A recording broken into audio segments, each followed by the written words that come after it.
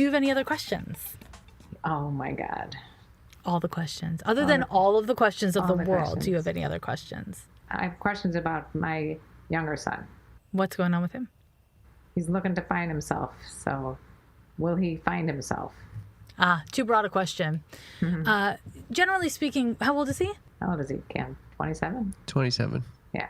Oh, nobody finds themselves before the age of 28, Okay. 29. People think they find themselves, and you know what happens at 28, 29? They lose themselves. It's the Saturn return. It's just what happens. Cam, you're in the process of it. So there's something in astrology. There's something in astrology called the Saturn return. It happens up to 3, maybe more times, depending on how long you live.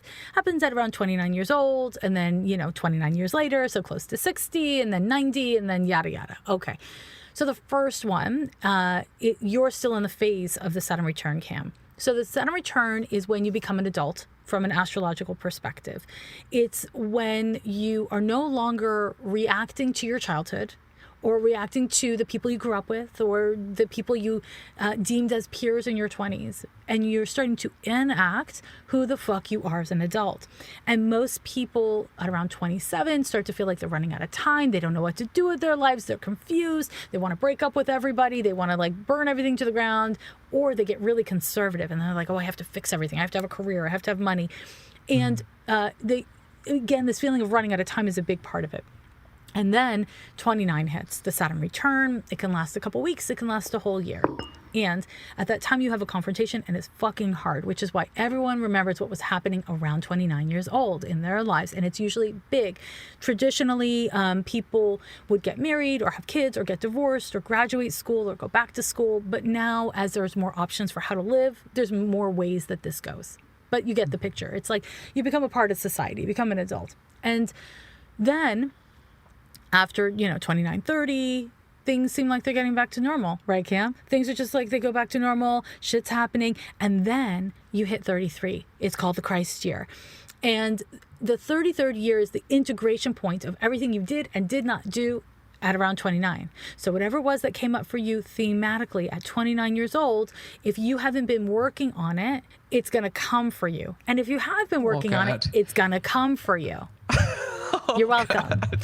So you're at the tail end side of what your brother's at the onset of. Got it. Yeah. And it's good that he doesn't know who he is. Because when people are like, oh, I totally know who I am at 27 or 28, I'm like, oh, honey, your ass will be handed to you by the universe and it won't feel great. You know what I mean? Like, that's just not how it goes. So I wouldn't worry about him yet. Worry about him later if you like. So here's my question, because I was raised in a different generation. Like, we didn't have the choices that people have these days. Correct. So at 33, I was still in the process of just trying to have kids. Mm-hmm. I totally transformed. But, do most people transform? Yeah. Yes. Because I transformed, I went from, only, literally the soccer mom, except that my kids were bad at sports. More of the theater mom. Sure, okay? Sure. To literally, I took an astrology class, and after the class, the teacher said, come up and you can ask me individual questions. And the only thing I asked about was my 3 kids. That's it. I didn't ask about myself. So many women do that. So many women do that. I mean, you just did it. You asked about your son. I know. And I saw myself And it's your doing generation. It again. Yeah. It is your generation. So that's one part of the answer.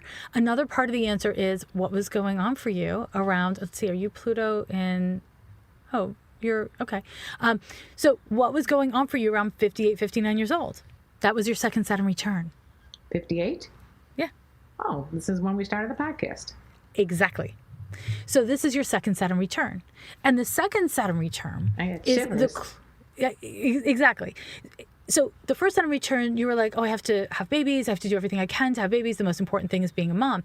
And now the most important thing is having this generative career that is your new baby, right?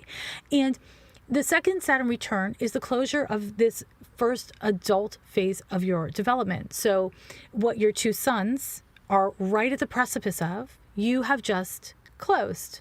And now you're at the second phase of your adult development from, 60 to 90, broadly. And what this is when we are meant only to go into the world in a way that reflects what we actually are. It's not an experiment in the same way as it was. You know who the fuck you are, and you know who you could be and who you don't want to be and all the things. It's all fucking theories at 29. It's all theories. And I want to teach that to women, especially my age. See, that's what I do on TikTok. This is classic. This works. This works for you. And it's very classic of the second Saturn return. So at 62, you are now at this place where whatever you started, 58, 59 years old, you're like, oh, this is my life now. This is who I am now. And you get to build, right?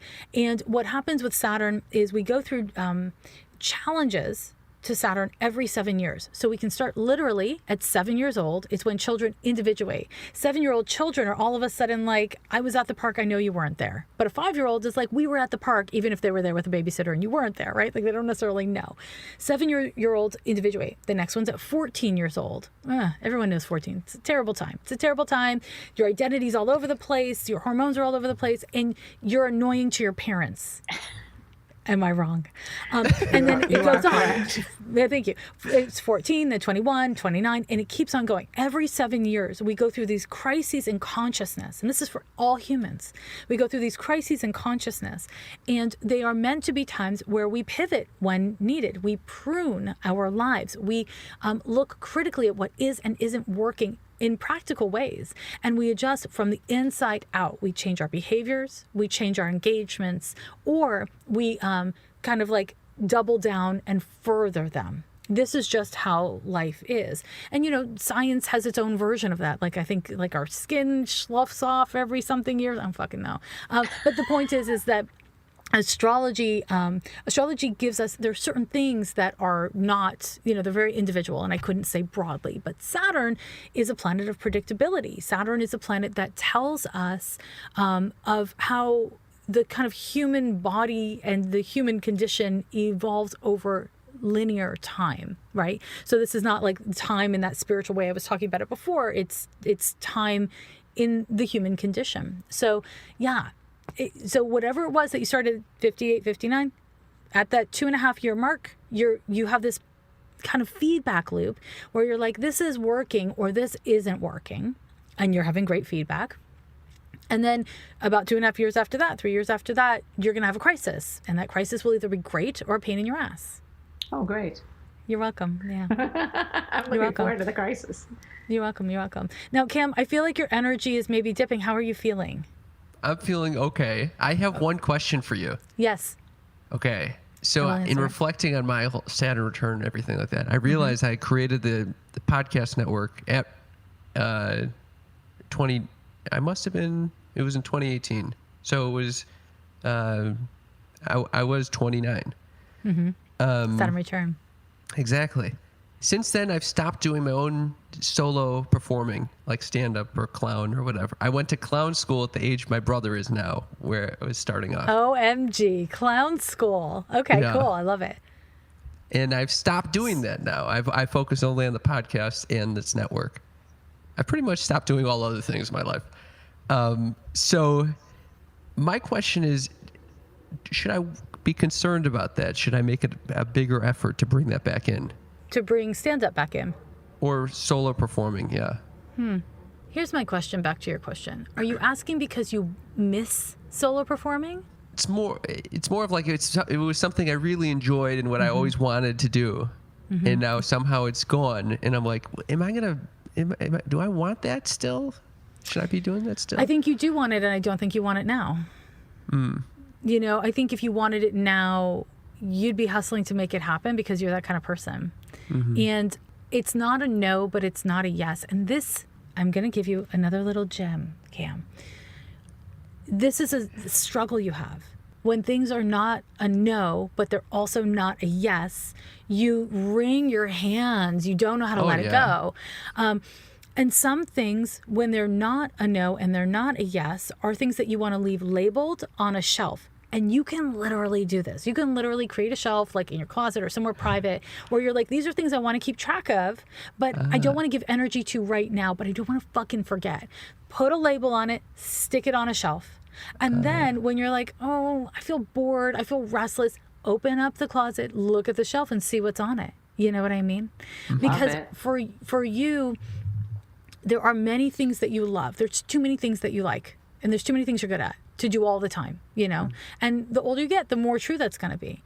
So it's not about how do you do everything. It's how do you pace yourself through the things that are calling your energy now without abandoning or like burning the bridge to the things that are not a no, but they're not calling you now, and stand up as one. And I don't want to blow your mind, but it's a pandemic. So it's not the greatest time for being a stand-up anything anyways. You know what I mean? It's like, and I will say, not to be a bummer, although I'm very good at it, I will say that the transit that has been dominating 2021, it's called Saturn square to Uranus. It has so much to do with the stressful state of affairs that we've been in 2021 with the pandemic. It's over, it's not over. The vaccine, you can't get sick. Oh shit, you can get sick. Like all these mixed messages, all of these kind of like, it's hard to believe we're like back to normal, but we're definitely not back to normal. It's like very confusing and stressful. The transit responsible for that is following us all throughout next year, or until the autumn of next year, which as an astrologer suggests to me, buckle in. This shit is not ending quickly.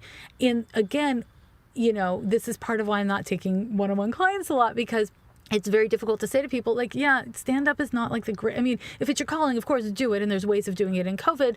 But also, things are changing in the world so intensely that it's sticky and tricky to do live stuff right now. Right. And you tend to be pretty like resilient with risk. You like taking risks, but you're a Pisces, so you shouldn't when it comes to your health. As is evidenced by your weekend, right? You're welcome. So I would just encourage you to be, just put it on, label it, put it on a shelf and come back to it when you feel called to it. I appreciate that. You're Thank welcome. you. Yeah, my pleasure. I have loved getting to do readings for the two of you and just getting to hang out and talk to the two of you. So appreciate it. I can speak for both of us. We Thank love you so much. You are amazing. I mean, just like at every topic, brought me extreme solace. You brought me nachas. Oh, thank you. Really. I love nachas. Especially when you said about what the Saturn and when I was turning around 62 or whatever. I mean, those are things that I didn't even think about, but when we started talking, it made a lot of sense. It's really the beautiful thing about aging, especially in a life where you've lived in accordance with what you truly want, right? You've tried for the things you want, is that when you start to look back at the patterns, like if you actually start to unpack 21, 29, keep on going until you hit 62, you're going to see patterns that are really life affirming for you. You can see that your biggest struggles are related to your biggest successes in ways you couldn't have seen from the point of struggle. And to me, this is part of what draws me to astrology, is that there is a math to life. And that's very reassuring because life is chaotic and upsetting. And so I like to know that, the math doesn't solve you from struggle. It doesn't absolve you of learning and growing and living, but it does kind of give you a sense of like, this transit will pass. This opportunity will pass, this struggle will pass. And so all you have is this moment. And having an understanding of our patterns helps to leverage the moment effectively, in my view. And I'm, again, huge fan of that. And you can see that this is nothing, it's not about sun sign horoscopes. It's about something much more complex and detailed and nuanced. Yeah, it made me feel like I feel so sorry for so many friends of mine that feel like their life is pretty much over at 62 or 63. Yeah. They're like, I'll be a grandma, A lot of people feel like that at my age. I'm 47. A lot of people feel like that at 25. And it is incredibly sad. And it is, for me, incredibly motivating to keep on living in a way that is authentic to what's inside of me instead of kind of bowing to what's outside of me, expectations or whatever. And I think that it takes some bravery to live like that. And also it takes a willingness to want to be miserable. You know what I mean? And I think that, if more of us prioritize being happy over having money or validation or whatever it is, life would be better. Just another hot take over here. That could be a nice Hallmark card. Yeah. Jessica, I feel like we could talk to you literally for a full day. Yeah. Just nonstop. I'm too. basically moving into your houses. Well, you're welcome here Thank you. anytime. Thank you Anytime very you come much. to Los Thank you. Angeles, believe me, you will always welcome here.